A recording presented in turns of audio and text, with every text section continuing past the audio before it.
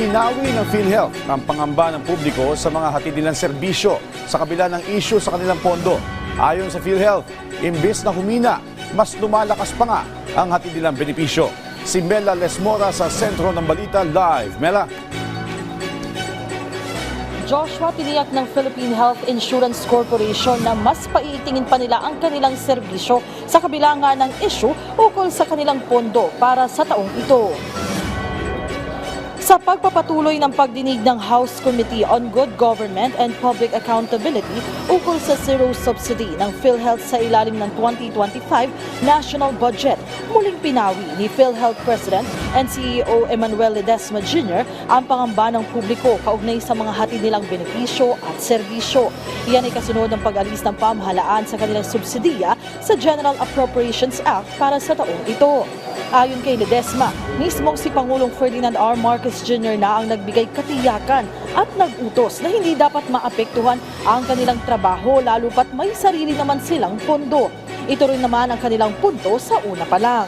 Gate pa ni Ledesma, imbes na humina, mas lumalakas pa nga ang hatid nilang benepisyo.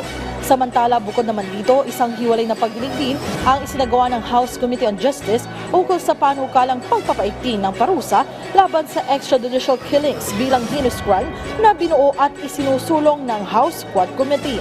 Sa mga puntong ito, balikan naman natin ang bahagi ng pahayag ni PhilHealth President and CEO Emmanuel Ledesma Jr.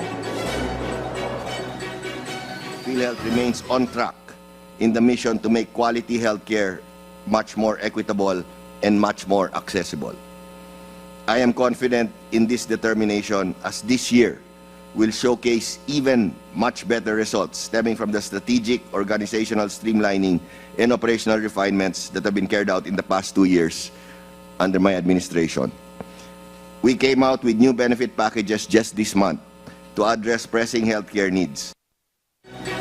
Joshua, bukod naman dito nga sa kabi-kabilang pagdinig dito sa kamera, tuloy-tuloy rin ang paghahain ng mga bagong panukala ng mga mambabatas tulad nga ng House Bill number 11211 o ito nga ang panukalang nagsusulong na magpataw ng parusang kamatayan by firing squad sa mga politiko o opisyal ng pamahalaan na mapapatunayan nagkasala laban sa mga graft and corruption, malversation of public funds at plunder. At sa ngayon nga, Joshua, hinihingan din natin ng reaksyon ng iba pang mambabatas ukol dito. Joshua?